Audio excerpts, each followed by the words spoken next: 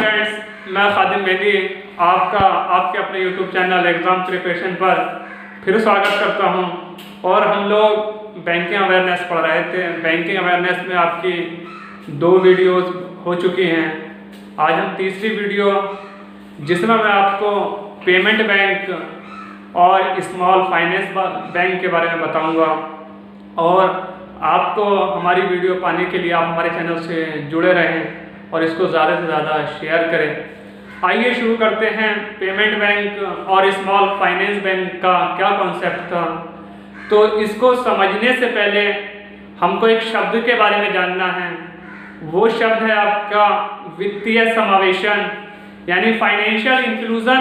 देखिए, financial inclusion क्या होता है, मैं आपको किताब की डेफिनेशन तो बहुत हार्ड टेक्निकल डेफिनेशन है, बिल्कुल आपको सरल शब्दों में बताना चाहता हूँ कि वित्तीय समावेशन क्या है। इसी से जुड़ा हुआ आपका ये पेमेंट बैंक और स्मॉल फाइनेंस बैंक है। देखिए, आपको पता है कि हमारी भारत की ज़्यादातर जनसंख्या जो है वो साक्षर नहीं है, निरक्षर है और बैंक से जुड़े हुए बहुत कम लोग हैं। इसलिए आरबीआई ने बहुत सारे ग्रामीण क्षेत्रों को जोड़ने के लिए एक कॉन्सेप्ट लाए, पेमेंट बैंक और आपका स्मॉल फाइनेंस बैंक का। तो आइए जानते हैं कि वित्तीय समावेशन क्या है। तो वित्तीय समावेशन का कॉन्सेप्ट ये है कि सस्ते दर पर ग्रामीण क्षेत्रों में ज़्यादा से ज़्यादा लोगों को जोड़ने के लिए एक कॉन्सेप्ट लाया गया, उसी को वित्तीय समावेशन कहते हैं। तो देखिए, वित्तीय समावेशन पहले बीसी करते थे। बीसी फुल फॉर्म होती है बैंक करस्पॉन्डेंस, यानी बैंक मित्र।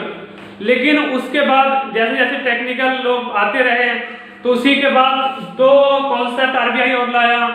पहला था आपका पेमेंट बैंक और दूसरा था आपका स्मॉल फाइनेंस बैंक। तो आपका पेमेंट बैंक जो था वो नचिकेत मौर्य समिति की सिफारिश पर लाया गया था और आपका स्मॉल फाइनेंस बैंक का कॉन्सेप्ट आपका उषा थोट समिति के कहने पर लाया गया था। तो दोस्तों, जानते हैं पेमेंट बैंक के बारे में और स्मॉल फाइनेंस बैंक के बारे में। तो देखिए, इसमें आप पेमेंट बैंक में सिर्फ डिमांड डिपॉजिट स्वीकार कर सकता है। ये इसका कहने का मतलब ये है कि आप इसमें 2 तरह के अकाउंट खोल सकते हैं। पहला है आपका करंट अकाउंट और दूसरा है आपका सेविंग अकाउंट। यानी मैंने आपको बताया था कि अकाउंट 4 प्रकार के होते हैं। एक आपका करंट अकाउंट और एक आपका सेविंग अकाउंट जो कि डिमांड डिपॉजिट में आता है। दूसरा होता है आपका जो टर्म डिपॉजिट आता है। इसमें 2 तरह के अकाउंट होते हैं। आपका एक होता है रिकरिंग अकाउंट और एक आपका फिक्स अकाउंट। तो जो आपका पेमेंट बैंक है वो सिर्फ और सिर्फ डिमांड डिपॉजिट को एक्सेप्ट करता है। यानी आप सिर्फ पेमेंट बैंक में या तो करंट अकाउंट खोल सकते हैं या आप सिर्फ सेविंग अकाउंट खोल सकते हैं। इसमें आप रिकरिंग अकाउंट या आपके फिक्स अकाउंट नहीं खोल सकते। बहुत बार क्वेश्चन आया है आपका, क्या पेमेंट बैंक में रिकरिंग अकाउंट खोला जा सकता है? तो रिकरिंग अकाउंट नहीं खोला जा सकता। इसी तरह से अगली बात इसमें यह है कि ये जो है मैक्सिमम अधिकतम 1 लाख रुपए तक का डिपॉजिट एक्सेप्ट कर सकता है। इसमें आप पेमेंट बैंक में आप ज्यादा से ज्यादा जो रुपए जमा कर सकते हो वो सिर्फ 1 लाख रुपए जमा कर सकते हो।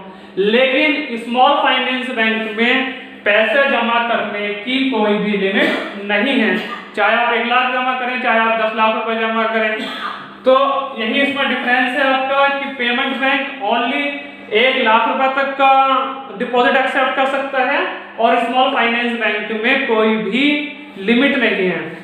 दोस्तों, आइए फिर देखते हैं कि इसको खोलने के लिए, यानी अगर मैं चाहूँ कि मुझको पेमेंट बैंक खोलना है तो मेरे लिए जो कैपिटल होनी चाहिए, मेरे पास जो कम से कम रुपए होने चाहिए वो 100 करोड़ रुपए होने चाहिए। यानी पेमेंट बैंक को खोलने के लिए मिनिमम कैपिटल, कम से कम पूंजी की कितनी होनी चाहिए आपकी? 100 करोड़ रुपए। लेकिन आपका अगर हमको स्मॉल फाइनेंस बैंक खोलना है तो दोस्तों इसको खोलने के लिए मिनिमम आपके पास 200 करोड़ रुपए होने चाहिए। यानी अगर मैं अपना स्मॉल फाइनेंस बैंक खोलना चाहता हूं तो मेरे पास कम से कम 200 करोड़ रुपए होने चाहिए। अगली बात, पेमेंट बैंक जो है दोस्तों यह डेबिट कार्ड देता है लेकिन क्रेडिट कार्ड नहीं देता।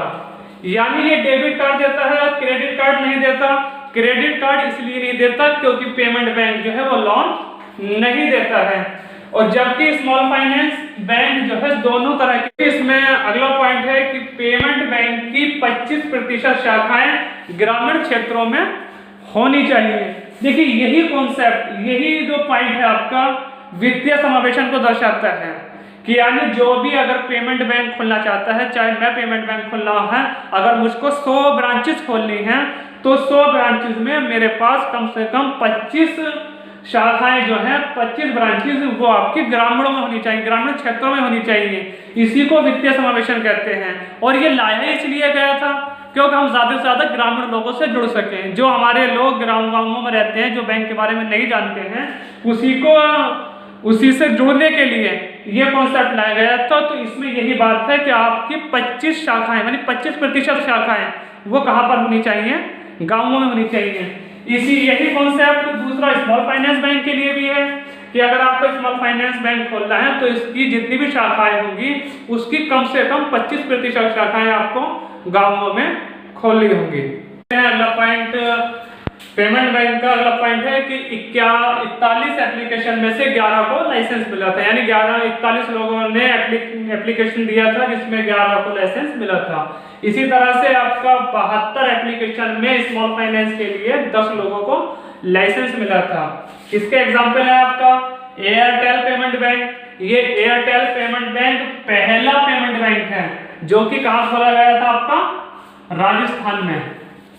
इसका स्मॉल फाइनेंस का एग्जांपल है आपका उज्जीवन वित्तीय लघु बैंक। यानी उज्जीवन स्मॉल फाइनेंस बैंक ये आपका पहला बैंक नहीं है, सिर्फ इसका एक एग्जांपल है।